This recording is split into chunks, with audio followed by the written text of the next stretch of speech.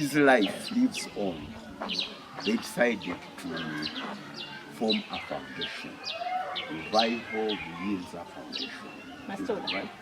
Obushaji obu buhairweyo Sara Kigongo Kagawa hamwe na Kiganda Abdullahi ahabwe kibiina ekya Revival Buyinza Foundation.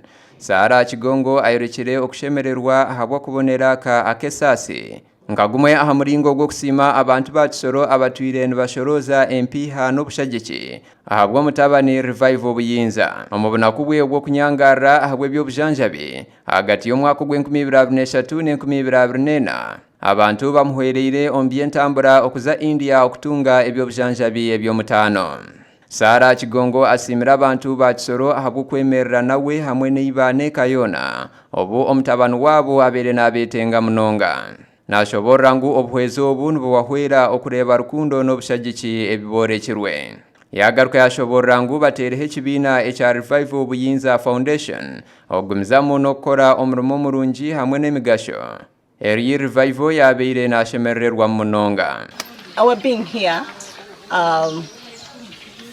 originates way back from 2023 when we were having a revival. Our son, when he was sick and was going through the medical challenges that required us to have him go to India to be treated, to have specialized treatment in India. Kigongo nashoborra ngu ekigendererwa kyabe kikuru n'okumanyisa abantu ahabikwatereine n'abaana bakateyamba. We find it our joy if children can be supported.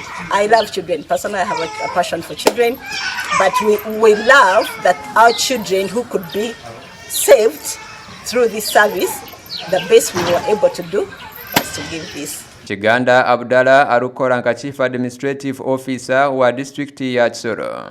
Okumara emyaka 15 ashendekerezibwe Sara. Basimire Diocese ya Muhabura ahabwo kubahereza itaka erya Porters Village kandi yagaruka yasima n'abakozi ahabwe emirimo yabo ey'okujuna aberere. To appreciate the people of Kisoro.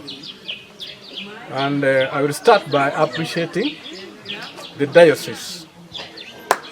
I am told it is the diocese that allocated the land where this facility is standing. Maria Jovia ari in charge wa Porters Village Children Crisis and Medical Center na yereka Ebyooma ebirukwejunisibwa omubujanjabi kandi ebirukubasa kujanjaba abarwire babiri omurundu gumwe na namana gabyo omukujanjaba. Like maybe a baby has vomited and vomitus is going back to the throat and the child is failing to breathe, then we go in with this machine and remove the vomit so that the airway is clear and the child can breathe well.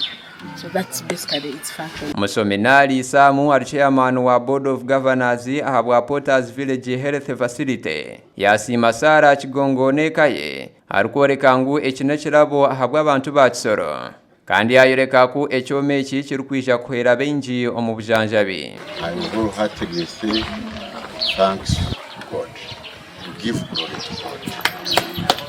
For God, among all the people He created, you have some special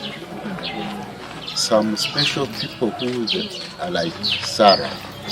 These are rare people. Omwanya ogwo gwa Porters Village nuguhera aberere abanagirweho narishibanye nabo abarukufanu bazara kandi gwine omwanya gurukujibwaho aberere 30 nobumwe okuhikari 35 kandi nibaborora okuhika myaka 2 y'obukoro.